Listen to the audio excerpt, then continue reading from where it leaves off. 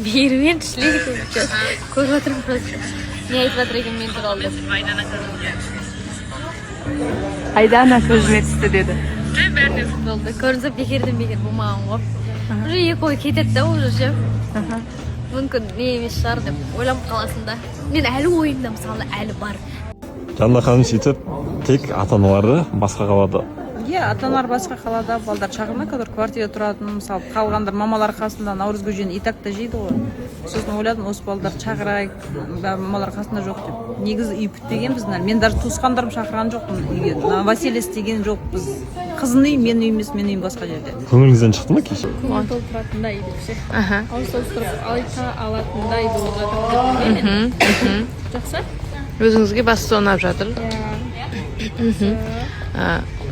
Марина, сіздің ең бірінші келген кезде көзіңізге түскен адам кім? Еңлік болады. Несімен? Қалай? Пікірінің өткірлігімен, тура айта алатындығымен, шешілігімен негізінде. Сіз үміткер болып келдіңіз, бірінші? Мен бірінші үміткер болып Ауыз ашық өзіңізден. Мен көңіл шығу міндетті емес қой, келді просто андай шын ниетіммен бердім да, келем деген адам келіп жаңа шақырған балдар. Бірақ кейбір қатысушылар ренжі бар сияқты. Ренжідің ба жалпы?